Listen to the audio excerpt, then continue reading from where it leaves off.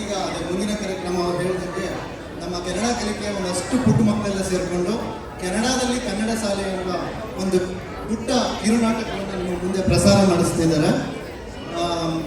ಈ ನಾಟಕದಲ್ಲಿ ನಾವು ಎನ್ಆರ್ಐಗಳು ತಾಯ್ನಾಡಿಂದ ಎಷ್ಟೇ ದೂರ ಇದ್ರೂ ನಮ್ಮ ಮಕ್ಕಳಿಗೆ ಸಂಸ್ಕೃತಿ, ನಮ್ಮ ಕನ್ನಡನ ಹೇಳ್ಕೊಡ್ಬೇಕು ಅಂತ ಒಂದು ತುಳಿತಾ ಇದೆಯಲ್ಲ, ಅದಕ್ಕೆ ನಮ್ಮ ಹೆಮ್ಮೆ ಕನ್ನಡ ಸಂಘ ಟೊರೆಂಟೊ ಕನ್ನಡ ಕಲಿಕೆ ಹೇಗೆ ಅದಕ್ಕೆ ಸ್ಪಂದಿಸ್ತಾ ಇದೆ ಅನ್ನೋದನ್ನ ಅವರು ಪ್ರಸಾರ ಪಡಿಸ್ತಾ ಇದ್ದಾರೆ. ಮತ್ತೆ ಆಗ್ತಾಳ ಜೋರಾದ ಚಪ್ಪಳೆಯೊಂದಿಗೆ ಸಾಧಿಸೋಣ ನಮ್ಮ ಕನ್ನಡ ಕಲಿಕೆಯ ಪುಟ್ಟ ಮಕ್ಕಳಿಂದ ಕೆನಡಾದಲ್ಲಿ ಕನ್ನಡ ಶಾಲೆ.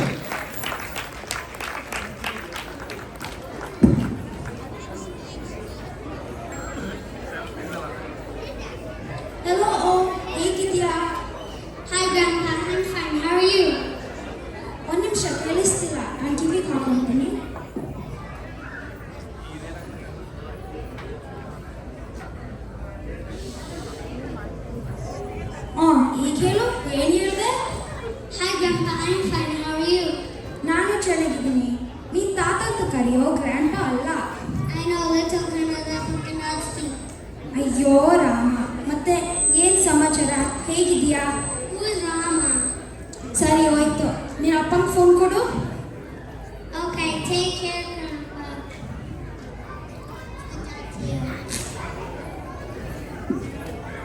ಹಲೋ ಅಪ್ಪ, ಹೇಗಿದ್ದೀರಾ? ನಾನು ಚೆನ್ನಾಗಿದ್ದೀನಿ, ನೀನು ಹೇಗಿದ್ದೀಯಾ? ನಾನು ಚೆನ್ನಾಗಿದ್ದೀನಿ. ಓ ಸಮರ್, ನಿನ್ನ ಮಗನಿಗೆ ಕನ್ನಡ ಮರ್ತೋಗಿದೆ. ಇಲ್ಲ, ಮರ್ತೋಗಿಲ್ಲ. ಹ್ಞೂ, ಮರ್ತೋಗಿದೆ.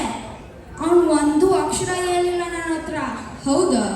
ಹಾಂ, ನಾನು ಬರೋದ್ರಲ್ಲಿ ಅವನಿಗೆ ಕನ್ನಡ ಕಲಿಸ್ಬೇಕು ಅಷ್ಟೇ. ಹಾಂ, ಕಳಿಸ್ತೀನಿ. ಬಾಯ್.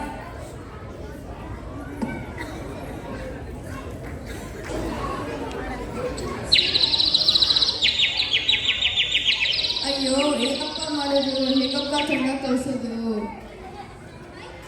ಹಲೋ ಅಪ್ಪ, ಹೇಗಿದ್ದೀರಾ? ನಾವು ಮುಂದಿನ ತಿಂಗಳಿಗೆ ಇಂಡಿಯಾ ಬರ್ತೀವಿ. ನಾವು ಟಿಕೆಟ್ ಕೂಡ ಬುಕ್ ಮಾಡಿದ್ವಿ. ಓ, ನೀವು ಕನ್ನಡದವರಾ? ಒಂದು ನಿಮಿಷ ಅಪ್ಪ. ಹೌದು, ನಾವು ಕನ್ನಡದವರೇ. ನೀವು ಕೆನಡಾಗೆ ಹೊಸಬ್ರ? ಹೌದು, ಜಸ್ಟ್ ರೀಸೆಂಟಾಗಿ ಬಂದಿದ್ದು ಇಲ್ಲಿಗೆ. ಓ ಹೌದಾ, ಹೇಗಿದೆ ಹೊಸ ಜಾಗ, ವಾತಾವರಣ ಎಲ್ಲ ಹೇಗೆ ಅನಿಸ್ತಿದೆ? ಸದ್ಯ ಸ್ಪ್ರಿಂಗಲ್ಲಿ ಬಂದಿದ್ದೀರಾ, ಅದೇ ವಿಂಟರಲ್ಲಿ ಬಂದಿದ್ರೆ ಅಡ್ಜಸ್ಟ್ ಆಗೋಕ್ಕೆ ತುಂಬ ಕಷ್ಟ ಆಗಿರೋದು. ಹೌದು, ಸ್ಪ್ರಿಂಗಲ್ಲಿ ಸಖತ್ತಾಗಿದೆ. ಮತ್ತೆ ಸಮಾಚಾರ? ಹೊಸ ದೇಶ ಅಂತ ಏನೋ ಕನ್ಸಿಟ್ಕೊಂಡು ಬಂದ್ವಿ, ಆದರೆ ನೋಡಿದ್ರೆ ಏನಪ್ಪ ಈ ವಾತಾವರಣ, ಕಾನೂನು, ಸಂಸ್ಕೃತಿ ಅಂತ ಅನ್ಸುತ್ತೆ. ಹೇಗಪ್ಪ ಇರೋದು? ಅಯ್ಯೋ, ಹೊಸದ್ರಲ್ಲಿ ನಮಗೂ ಹೀಗೆ ಅನಿಸ್ತು. ಈಗ ನಮ್ಸ್ಕೊಂಡ್ರೆ ತುಂಬ ನಗು ಬರುತ್ತೆ. ಒಂದು ದೊಡ್ಡ ಚಿಂತೆ ಅಂದರೆ ಬರ್ತಾ ಬರ್ತಾ ನನ್ನ ಮಕ್ಕಳು ಕನ್ನಡ ಮರಿತಾ ಇದ್ದಾರೆ. ಈಗ ನಮ್ಮಪ್ಪ ಬೇರೆ ಬರ್ತಿದ್ದಾರೆ, ಆ ಬ್ಯಾಚ್ನಲ್ಲಿ ಕನ್ನಡ ಕಲಿಸ್ಬೇಕು.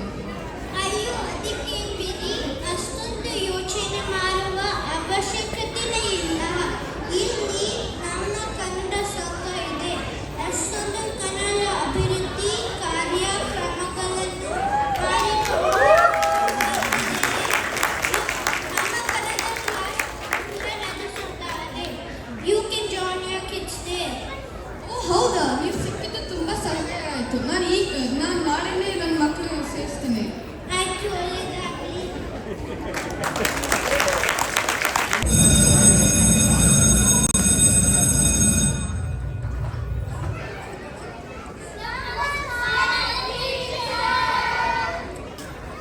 ಶುಭ ಸಂಜೆ ಮಕ್ಕಳ, ನೀವೆಲ್ಲರೂ ಹೆಂಗಿದ್ದೀರಾ? ಒಳ್ಳೆಯದು. ಇವಾಗ ನಾವೊಂದು ಪ್ರಾರ್ಥನೆಯಿಂದ ನಮ್ಮ ಕ್ಲಾಸನ್ನು ಶುರು ಮಾಡೋಣ, ಆಯ್ತಾ? ವರದರಂ ವಿಷ್ಣುಂ ಶಶಿವರ್ಣಂ ಚತುರ್ಭುಜಂ ಪ್ರಸನ್ನವದನಂ ಧ್ಯಾಯೇತ್ ಸರ್ವವಿಘ್ನೋಪಶಾಂತಯೇ.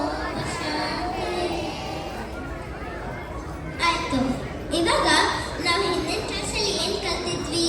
ಯಾರಿಗೂ ನೆನಪಿದ್ಯಾ?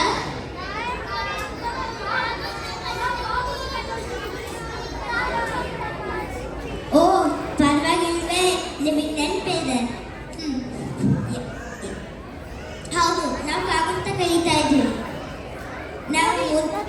ಈ ಕ್ಲಾಸಲ್ಲಿ ನಾವು ಕಾಗುಂತ ಕಲಿತೀವಿ. ಮುಂದಿನ ಕ್ಲಾಸಲ್ಲಿ ನಾವು ಒತ್ತಕ್ಷರಕ್ಕೆ ಹೋಗೋಣ, ಆಯ್ತಾ?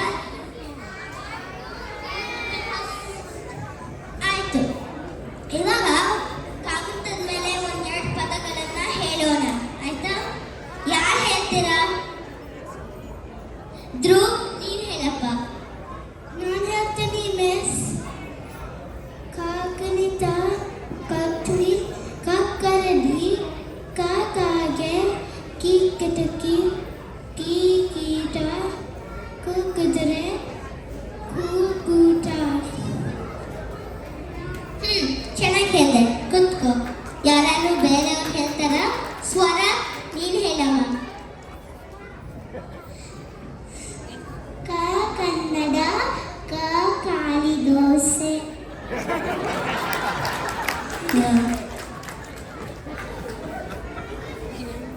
ಆಯ್ತು, ಬೇರೆ ಕುತ್ಕೋ. ಆಯ್ತು ಮಿಲನ್, ನೀನ್ ವಚನ ಹೇಳ್ತೀಯ ಅಂತ ಹೇಳಿದ್ಯಲ್ಲ, ಹೇಳ್ತೀಯಾ? ಕಲ್ತಿದ್ಯಾ? ಓ ಮಿಸ್, ಕಲ್ತಿದ್ದೀನಿ. ಕಲಬೇಡ, ಕೊಲಬೇಡ, ಹುಸಿಯ ನುಡಿಯಲು ಬೇಡ, ಮುನ್ನೆಯ ಬೇಡ, ಅನ್ಯರಿಗೆ ಅಸಹ್ಯ ಪಡಬೇಡ, ಇದರೇ ಹರಿಯಲು ಬೇಡ. ಇದೇ ಅಂತರಂಗ ಶುದ್ಧಿ, ಇದೇ ಬಹಿರಂಗ ಶುದ್ಧಿ, ಇದೇ ನಮ್ಮ ಕೂಡಲ ಸಂಗಮ ನೊಲಿಸುವ ಪರಿ. ಚೆನ್ನಾಗಿ ಹೇಳಿದೆ, ಕುತ್ಕೋ.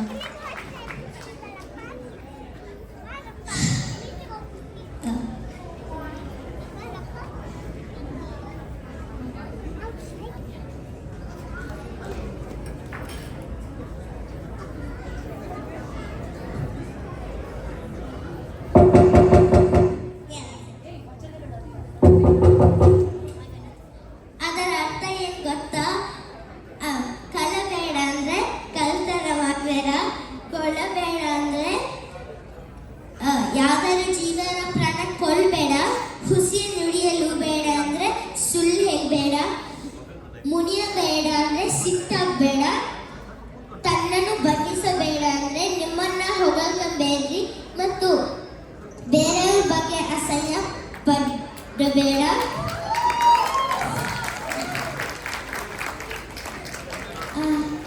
ಮತ್ತು ಇದೇ ಅಂತರಂಗ ಶುದ್ಧಿ, ಇದೇ ನಮ್ಮ ಒಳಗಿನ ಶುದ್ಧಿ, ಇದೇ ಬಹಿರಂಗ ಶುದ್ಧಿ, ಇದೇ ನಮ್ಮ ಹೊರಗಿನ ಶುದ್ಧಿ ಕೂಡ. ಇದೇ ನಮ್ಮ ಕೂಲ ಸಂಗಮ ದೇವನ ಒಲಿಸುವ ಪರಿ, ಇದೇ ನಮ್ಮ ಕೂಲ ಸಂಗಮ ದೇವನ ಅರ್ಥ ಮಾಡ್ಕೊಳ್ಳೋ ರೀತಿ.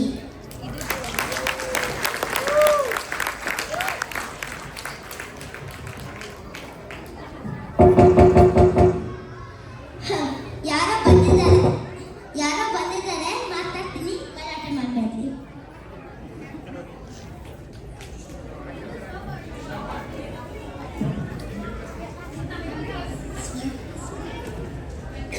ನಮಸ್ಕಾರ.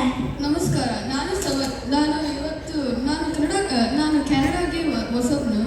ಆಮೇಲೆ ನನ್ನ ಮಕ್ಕಳು ಈ ಶಾಲೆಗೆ ಸೇರಿಸ್ಬೇಕಂತ ಬಂದಿದ್ದೀವಿ. ಓ, ಒಳ್ಳೆಯದೇ ಆಯ್ತು. ಹಾ, ಖಂಡಿತ ಸೇರಿಸ್ಬೋದು. ಆದರೆ ಈ ಶಾಲೆಯಲ್ಲಿ ಫೀಸ್ ಏನಿರಲಿಲ್ಲ. ಆದರೆ ನೀವು ಕನ್ನಡ ಸಂಘದ ಮೆಂಬರ್ಶಿಪ್ ಕಂಪಲ್ಸರಿ ತಗೋಬೇಕು, ಆಯ್ತಾ?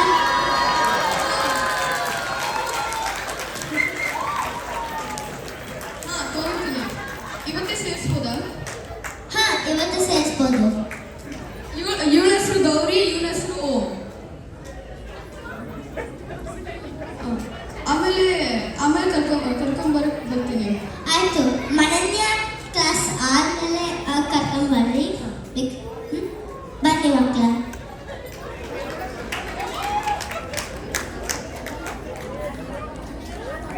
ಮಕ್ಕಳ ನೋಡಿ, ಇವತ್ತಿಂದ ಇವ್ರು ನಿಮ್ಮ ಜೊತೆ ಕನ್ನಡ ಕ್ಲಾಸಿಗೆ ಬರ್ತಾ ಇರ್ತಾರೆ.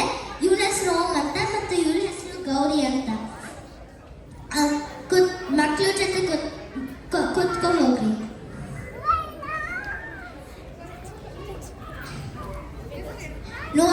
ನೋಡು, ಓಂ ಮತ್ತು ಗೌರಿ ವಾರದಲ್ಲಿ ಒಂದಿನ ಅಷ್ಟೇ ಕ್ಲಾಸ್ ಇರೋದು. ಅದಕ್ಕೆ ಬರ್ಡೇ ಪಾರ್ಟಿ ಇದು ಅಂತ ಮಿಸ್ ಮಾಡಬಾರ್ದು, ಆಯ್ತಾ?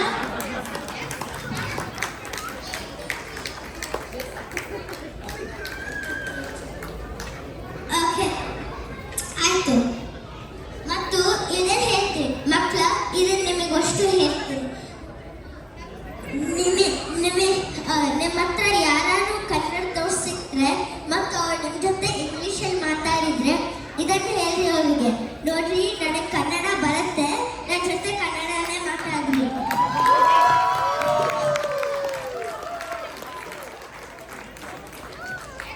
ಆಯ್ತು, ಇವಾಗ ನಿಮ್ಮ ಮನೆಯ ಟೀಚರ್ ಬರ್ತಾರೆ, ಕ್ಲಾಸನ್ನು ಮುಂದುವರಿಸ್ತಾರೆ.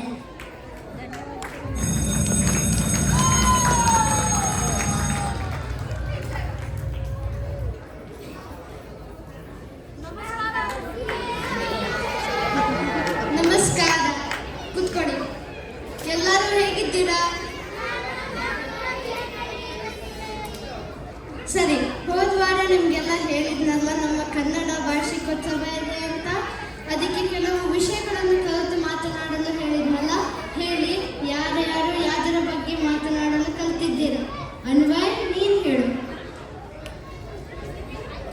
ನಮಸ್ಕಾರ ಎಲ್ರಿಗೂ. ಇವತ್ತು ನಾನು ಮೊಬೈಲ್ ಹೇಗೆ ಉಪಯೋಗ ಮಾಡಬೇಕಂತ ಒಂದೆರಡು ಮಾತನ್ನು ಹೇಳ್ತೀನಿ. ಮೊಬೈಲ್ ಈ ದಿನಗಳಲ್ಲಿ ತುಂಬ ಮುಖ್ಯ ಮತ್ತು ಅನಿವಾರ್ಯ ಆಗಿದೆ. ಮೊಬೈಲ್ ಕಮ್ಮಿ ಬಳಸಬೇಕು. ಮೊಬೈಲ್ ತುಂಬ ಯೂಟ್ಯೂಬ್ ಮತ್ತು ರೀಲ್ಸ್ ನೋಡಿದ್ರೆ ಅಡಿಕ್ಷನ್ ಆಗುತ್ತೆ. ಮೊಬೈಲ್ ತುಂಬ ಅಡಿಕ್ಷನ್ ಆದರೆ ತುಂಬ ತೊಂದರೆ ಬರುತ್ತೆ. ದೂರ ನೋಡೋಕ್ಕಾಗಲ್ಲ, ತೊಂದರೆ ಬರುತ್ತೆ, ಅಂದರೆ ಕನ್ನಡಕ ಬರುತ್ತೆ. ಮೊಬೈಲ್ ಮಿತವಾಗಿ ಬೆಳೆಸಬೇಕು. ನಾನು ಮಿತವಾಗಿ ಬೆಳೆಸ್ತೀನಿ, ನೀವು ಎಲ್ಲರೂ ಮಿತವಾಗಿ ಮೊಬೈಲ್ ಬೆಳೆಸಿ. ಧನ್ಯವಾದಗಳು. ಚೆನ್ನಾಗಿ ಹೇಳಿದೆ, ಆದರೆ ಕೆಲವು ವಿಷಯಗಳನ್ನ ಸೇರಿಸಿಕೊಳ್ಳೋ ಪ್ರಯತ್ನ. ಸ್ವರ, ನೀನೇನು ಕಲ್ತಿದ್ಯಾ? ನಮಸ್ಕಾರ, ನಾನು ಸ್ವರ ಪಾಟೀಲ್. ನಾನು ಹೆಲ್ತಿ ಫುಡ್ ಮತ್ತು ಜಂಕ್ ಫುಡ್ ಬಗ್ಗೆ ಮಾತಾಡ್ತೀನಿ. ಸೊ ಜಂಕ್ ಫುಡ್ ಅಂದರೆ ಐಸ್ ಕ್ರೀಮ್, ಪಿಜ್ಜಾ ಮತ್ತು ಚಾಕ್ಲೇಟು. ಹೆಲ್ತಿ ಫುಡ್ ಅಂದರೆ ಹಣ್ಣು, ತರಕಾರಿನು, ಆಮೇಲೆ ಹಾಲು. ಹೆಲ್ತಿ ಫುಡ್ ತಿಂದರೆ ಸ್ಟ್ರಾಂಗ್ ಮತ್ತು ಬ್ರೇವ್ ಆಗ್ತೀವಿ. ನಾವು ಜಂಕ್ ಫುಡ್ ತಿಂದರೆ ವೀಕ್ ಮತ್ತು ಟಯರ್ಡ್ ಆಗ್ತೀವಿ. ಅದಕ್ಕಾಗಿ ನಾವು ಯಾವಾಗಿದ್ರೂ ಹೆಲ್ತಿ ಫುಡ್ ತಿನ್ನಬೇಕು. ಹೆಲ್ತಿ ಫುಡ್ ತಿಂದರೆ ಆರೋಗ್ಯವಾಗಿರ್ತೀವಿ. ಧನ್ಯವಾದಗಳು.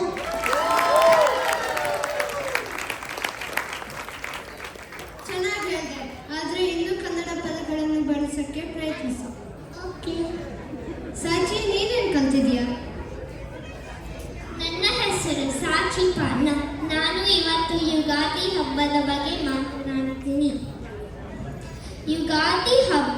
ಯುಗಾದಿ ಹೊಸ ವರ್ಷವಾಗಿ ಆಚರಿಸುತ್ತೇವೆ. ಸಾಮಾನ್ಯವಾಗಿ ಈ ಹಬ್ಬವು ಮಾರ್ಚ್ ಅಥವಾ ಏಪ್ರಿಲ್ ತಿಂಗಳಲ್ಲಿ ಬರುತ್ತದೆ. ಈ ದಿನ ಮನೆಯನ್ನು ಸ್ವಚ್ಛ ಮಾಡ್ತೇವೆ. ಆಮೇಲೆ ಮಾವಿನ ಎಲೆನ ಬಾಗಿಲಿಗೆ ತೋರಣ ಕಟ್ತೇವೆ. ಅದಾದಮೇಲೆ ರಂಗೋಲಿ ಹಾಕಿ ಅಲಂಕರಿಸುತ್ತೀವಿ. ಈ ದಿನ ತಲೆಗೆ ಎಣ್ಣೆ ಹಚ್ಕೊಂಡು ಬೇವಿನ ಸೊಪ್ಪು ನೀರಿಂದ ಸ್ನಾನ ಮಾಡ್ತೀವಿ. ಆಮೇಲೆ ಹೊಸ ಬಟ್ಟೆ ಹಾಕೊಂಡು ದೇವರಿಗೆ ಕೈ ಮುಗಿತೀವಿ. ನಂತರ ನಾವು ಮಾವು, ಬೇವು, ಶಾವಿಗೆ ಮತ್ತು ಹೋಳಿಗೆ ಊಟ ಮಾಡ್ತೀವಿ. ಚಂದ್ರ ನೋಡಿ ದೊಡ್ಡವರಿಗೆ ನಮಸ್ಕಾರ ಮತ್ತು ಆಶೀರ್ವಾದ ತಗೋತೀವಿ. ಧನ್ಯವಾದಗಳು. ಚೆನ್ನಾಗಿ ಹೇಳಿದೆ, ಆದರೆ ಮಧ್ಯ ಮರ್ತೋಗ್ಬಾರ್ದು. ಲಿಶಾ, ನೀನೇನು ಕಲ್ತಿದ್ಯಾ? ನಮಸ್ತೆ, ನನ್ನ ಹೆಸರು ಲಿಶಾನ್. ನಾವು ಕನ್ನಡ ಯಾಕೆ ಇಂಪಾರ್ಟೆಂಟ್ ಮಾತಾಡುವುದು ಯಾಕೆ ಇಂಪಾರ್ಟೆಂಟ್ ಅನ್ನೋದ್ರ ಬಗ್ಗೆ ತಿಳಿಸುತ್ತೇನೆ. ಕನ್ನಡ ನಮ್ಮ ಮಾತೃಭಾಷೆ, ಮದರ್ ಟಂಗ್. ಕನ್ನಡ ಗೊತ್ತಿಲ್ಲ ಅಂದರೆ ನಮ್ಮಗಳ ಜೊತೆ ಮಾತಾಡೋಕ್ಕೆ ಕಷ್ಟ ಆಗುತ್ತೆ. ಕನ್ನಡ ಇಂಡಿಯಾದಾಗ ನಮ್ಮ ಪರಿವಾರದ ಜೊತೆ ತುಂಬ ಶೇರ್ ಮಾಡೋಕ್ಕೆ ಇರುತ್ತೆ. ಆದರೆ ನಾನು ಸ್ಲೋ ಕನ್ನಡ ನನ್ನ ಕಸಿನ್ಸ್ಗೆ ಕಷ್ಟ ಮಾಡ್ಕೊಳ್ಳೋಕ್ಕೆ ಕಷ್ಟ ಆಗ್ತಾಯಿತ್ತು. ನನ್ನ ಅಮ್ಮಮ್ಮ ಅಜ್ಜಿ ಎಕ್ಸಲೆಂಟ್ ಆಗಿರೋ ಕತೆ ಹೇಳ್ತಾರೆ, ಆದರೆ ನನಗೆ ತುಂಬ ಕ್ವಶನ್ಸ್ ಇರ್ತಾಯಿತ್ತು. ಯಾಕೆ ಗೊತ್ತಾ, ಎಷ್ಟೊಂದು ಪದ ನನಗೆ ಟ್ರಾನ್ಸ್ಲೇಟ್ ಮಾಡಬೇಕಿತ್ತು.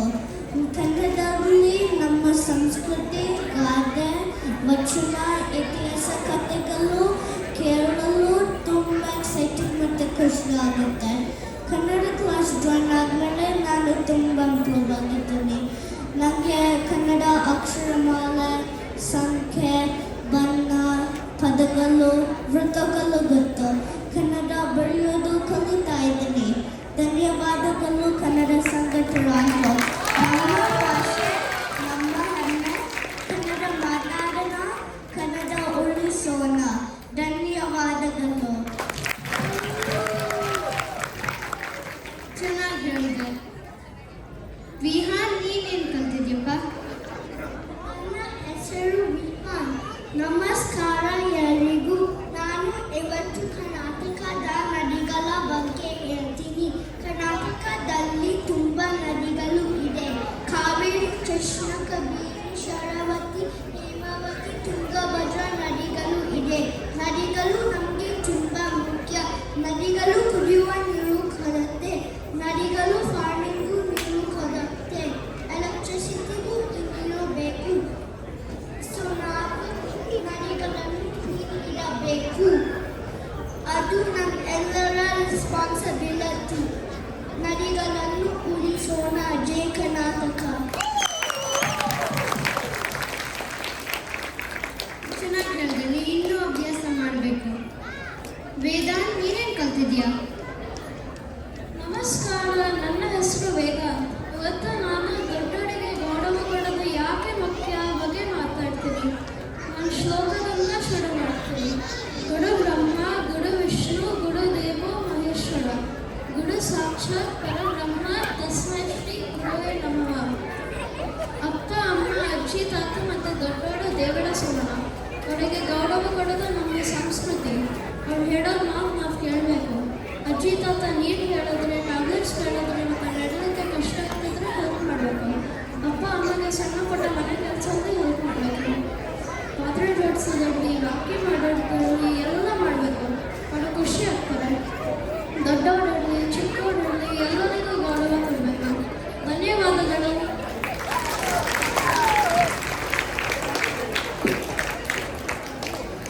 ಚೆನ್ನಾಗಿ ಹೇಳಿದೆ.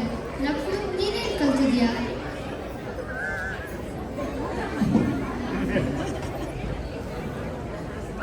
ನಮಸ್ಕಾರ, ನನ್ನ ಹೆಸರು ನಕುಲ್. ನಾನು ಇವತ್ತು ಪರಿಸರದ ಬಗ್ಗೆ ಮಾತಾಡ್ತೀನಿ. ಪರಿಸರ ಅಂದ್ರೇನಪ್ಪ? ಪರಿಸರ ಅಂದರೆ ನಮ್ಮ ಸುತ್ತಮುತ್ತ ಇರುವ ವಾತಾವರಣ. ಪರಿಸರದಲ್ಲಿ ಮುಖ್ಯವಾಗಿ ಗಾಳಿ, ಭೂಮಿ, ನೀರು, ಗಿಡಮರಗಳನ್ನು ನಾವು ನೋಡ್ತೀವಿ. ಪರಿಸರ ಹಲವು ಕಾರಣಗಳಿಂದ ನಾಶವಾಗ್ತಿದೆ. ಅದಕ್ಕೆ ನಾವು ಅದನ್ನು ಕಾಪಾಡಬೇಕು. ಅದು ನಮ್ಮ ಜವಾಬ್ದಾರಿ. ಪರಿಸರ ಪಂಚಭೂತಗಳಿಂದ ಕೂಡಿದೆ. ಹಾಗೆ ನಮ್ಮ ದೇಹ ಕೂಡ. ಅದರಿಂದ ಪರಿಸರವನ್ನು ಬಿಟ್ಟು ಬದುಕಲು ಸಾಧ್ಯವಿಲ್ಲ. ಹೆಚ್ಚು ಗಿಡಮರಗಳನ್ನು ಬೆಳೆಸೋದ್ರಿಂದ ಪರಿಸರವನ್ನು ರಕ್ಷಿಸಬಹುದು. ಜೂನ್ 5ರಂದು ವಿಶ್ವ ಪರಿಸರ ದಿನಾಚರಣೆ ಅಂತ ಆಚರಿಸುತ್ತೇವೆ. ಕಾಡು ಬೆಳೆಸಿ, ನಾಡು ಉಳಿಸಿ. ಧನ್ಯವಾದಗಳು.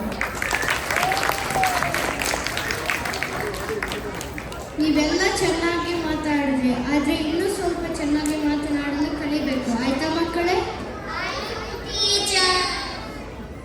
ಸರಿ, ಹಾಗಿದ್ದರೆ ಮುಂದಿನ ವಾರದ ತರಗತಿಯಲ್ಲಿ ಸಿಗೋಣ. ಧನ್ಯವಾದಗಳು.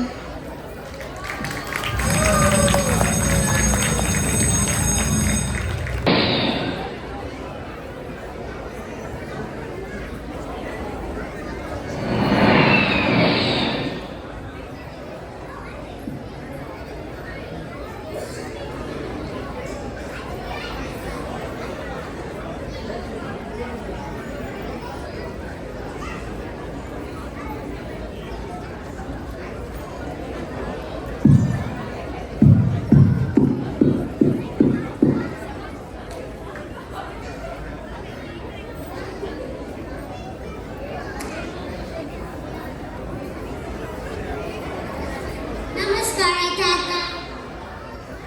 ನಮಸ್ಕಾರ ತಾತ, ಹೇಗಿದ್ದೀರಾ? ಪ್ರಯಾಣ ಆರಾಮಾಗಿತ್ತ? ನಾನು ಚೆನ್ನಾಗಿದ್ದೀನಿ. ಪ್ರಯಾಣ ಆರಾಮಾಗಿತ್ತು. ನೀವು ಕನ್ನಡ ಇನ್ಬೇಕು ಎಷ್ಟು ಚೆನ್ನಾಗಿ ಮಾತಾಡ್ತಿದ್ದೆ.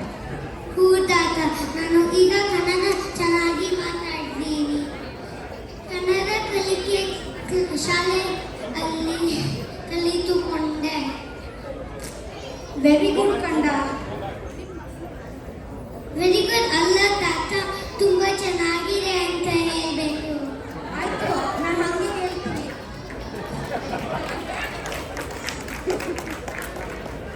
ನಿಮಗೆಲ್ಲ ನಮ್ಮ ಮಾತೃಭಾಷೆ ಕಲಿಸುತ್ತಿರುವ ಕನ್ನಡ ಕಲಿಕೆಯ ಎಲ್ಲ ಶಿಕ್ಷಕರು ಹಾಗೂ ಇದನ್ನು ನಡೆಸುತ್ತಿರುವ ಕನ್ನಡ ಸಂಘದವರಿಗೆ ಎಲ್ಲ ಮನಸ್ಪೂರ್ವಕ ಧನ್ಯವಾದಗಳು.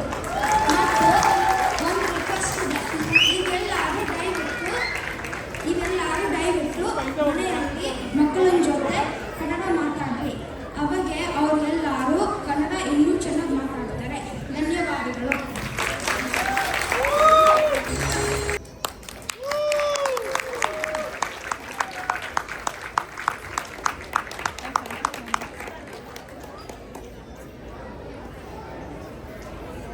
ನಮಸ್ಕಾರ ಎಲ್ಲರಿಗೂ. ನಾವು ನಮ್ಮ ಮಕ್ಕಳೆಲ್ಲ ತುಂಬ ಚೆನ್ನಾಗಿ ಮಾಡಿದ್ರು, ತುಂಬ ಖುಷಿ ಆಯಿತು. ನಾವು ಹೇಳ್ಕೊಡೋದು ದೊಡ್ಡದಲ್ಲ, ಅವ್ರು ಕಲ್ತ್ಕೊಂಡು ಮಾಡಿರೋದು ತುಂಬ ದೊಡ್ಡ ವಿಷಯ. ಅದಕ್ಕೆ ಅವರ ಪೋಷಕರು ಎಲ್ಲರೂ ನಮಗೆ ಸಹಕಾರ ಕೊಟ್ಟಿದ್ದರಿಂದ ಈ ಒಂದು ಮಾಡಲಿಕ್ಕೆ ಅನುಕೂಲ ಆಯಿತು. ಆಮೇಲೆ ನಾನು ಈ ಮೂಲಕ ಇನ್ನೊಂದು ಹೇಳೋದೇನೆಂದರೆ, ಈಗ ಆಲ್ರೆಡಿ ನಾನು ಹೇಳೋದು ಏನೋ ಉಳಿಲಿಲ್ಲ. ಯಾಕಂದರೆ ನಾನು ಹೇಳಬೇಕು ಅಂದ್ಕೊಂಡಿದ್ದನ್ನೆಲ್ಲ ನವೀನ್ ಹೆಗಡೆ ಅವರು ಅವರ ಮಾತಲ್ಲಿ ಹೇಳಿ ಮುಗಿಸಿದ್ದಾರೆ. ಹಾಗಾಗಿ ನನಗೆ ಇನ್ನೇನು ಹೇಳಬೇಕು ಅಂತ ಗೊತ್ತಾಗ್ತಿಲ್ಲ. ಆದರೂ ಒಂದು ಮಾತು ಹೇಳ್ತೀನಿ. ಎಲ್ಲರೂ ಕನ್ನಡ ಕ್ಲಾಸಿಗೆ ಬರೋದು, ಆಮೇಲೆ ಕಲಿಯೋದು, ಈ ಥರ ವಾರ್ಷಿಕೋತ್ಸವ ಮಾತಾಡೋದು ನಡೆದೇ ಇರುತ್ತೆ. ಆದರೆ ನಮ್ಮ ಮಕ್ಕಳು ಎಷ್ಟು ಮಟ್ಟಿಗೆ ಕನ್ನಡ ಕಲಿತು ಅದನ್ನು ಬಳಸ್ತಾರೆ, ಉಳಿಸ್ತಾರೆ ಅನ್ನೋದು ತುಂಬ ಮುಖ್ಯವಾದ ವಿಷಯ. ಹಾಗಾಗಿ ದಯವಿಟ್ಟು ಮನೆಯಲ್ಲಿ ಎಲ್ಲರೂ ಕನ್ನಡ ಮಾತಾಡಿ.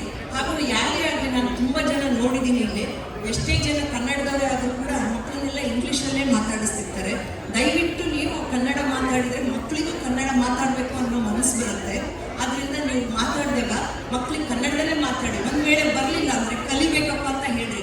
ಅವಾಗ ಇನ್ನೊಬ್ಬರಿಂದ ಆ ವಿಷಯ ಗೊತ್ತಾದಾಗ ಮಕ್ಕಳ ಮನಸ್ಸಲ್ಲಿ ಹೌದು, ನಮ್ಮ ಕನ್ನಡ ಭಾಷೆ ನಾವು ಕಲಿಬೇಕು ಅನ್ನೋ ಭಾವನೆ ಹುಟ್ಟುತ್ತೆ. ಆದ್ದರಿಂದ ದಯವಿಟ್ಟು ಎಲ್ಲ ಪೋಷಕರಲ್ಲಿ ಮತ್ತು ಕನ್ನಡಿಗರಲ್ಲಿ ನಾನು ಕೇಳ್ಕೊಳ್ಳೋದು ಒಂದು ಮನವಿ ಏನಂದರೆ, ದಯವಿಟ್ಟು ನಮ್ಮ ಕನ್ನಡದ ಮಕ್ಕಳು ಅಂತ ಗೊತ್ತಾದರೆ ಸಾಕು, ದಯವಿಟ್ಟು ಕನ್ನಡದಲ್ಲೇ ಫಸ್ಟ್ ಮಾತಾಡಿ. ಅದಕ್ಕೆ ಕನ್ನಡ ಬರಲ್ಲ ಅಂತ ಬೇರೆ ಮಕ್ಕಳು ಅಂದರೆ ಅವಾಗ ನೀವು ಬೇರೆ, ಇಲ್ಲಾಂದರೆ ಎನ್ಕರೇಜ್ ಮಾಡಿ. ದಯವಿಟ್ಟು ಇದು ನನ್ನ ಕಳಿಕಳಿಯ ಮನವಿ.